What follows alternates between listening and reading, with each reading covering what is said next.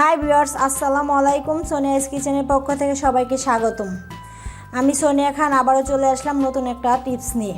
আজ আমি আপনাদেরকে দেখাবো কিভাবে 12 মাস টমেটো সংরক্ষণ করে রাখা যায়। ভিডিওটি স্কিপ না করে পুরোটা দেখার অনুরোধ রইল। আমাদের চ্যানেলটিতে যারা নতুন দর্শক তারা আমাদের চ্যানেলটিকে সাবস্ক্রাইব করে পাশে থাকা বেল আইকনটি প্রেস করে দিন। আর যারা অলরেডি করে ফেলেছেন তাদেরকে অসংখ্য ধন্যবাদ।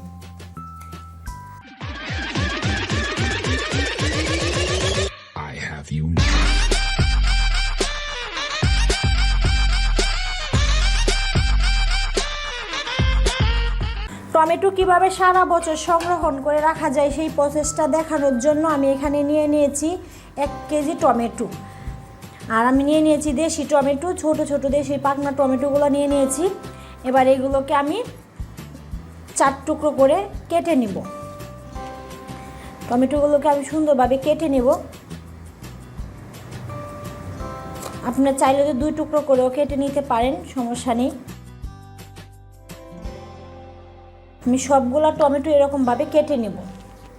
আমি টমেটোগুলো কেটে নিয়েছি, যেহেতু দেশি টমেটো ছোট টমেটো এই জন্য আমি 2 টুকরো করে কেটে নিয়েছি টমেটোগুলো। এবার চলে যাব আমি চুলায়।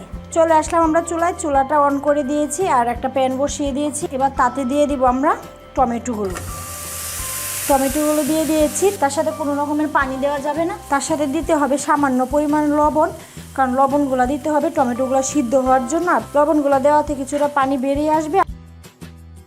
এবার এটাকে ঢাকনা দিয়ে রেখে দেবো আমরা 10 মিনিটের জন্য। রান্না করব ওই সময় আলাদা এক্সট্রাভাবে ধনিয়া পাতা দিতে হবে না, এই জন্য এখন ধনিয়া পাতা একসাথে দিয়ে দিচ্ছি। এবার এটাকে আরেকটু নাড়িয়ে মিশিয়ে নিব। ধনিয়া পাতা আসলে বা সবসময় পাওয়া যায় না, এই জন্য আমি ধনিয়া পাতাটা একসাথে দিয়ে রাখি, যাতে পরবর্তীতে ধনিয়া পাতা না পাওয়া গেলেও সমস্যা না হয়। 1-2 মিনিট ঢাকনা খুলে এরকমভাবে আমরা এটাকে জাল করে নেব।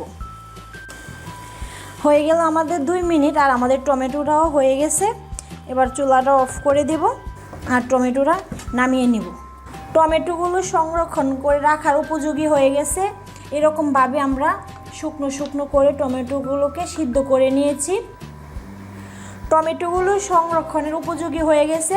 আমরা এটাকে এবার ঠান্ডা করে নিব। ঠান্ডা করে একটা প্লাস্টিকের বক্সে অথবা পলিথিনে ভরে ফ্রিজের ডিপে রেখে দেব 12 মাস খাওয়ার জন্য।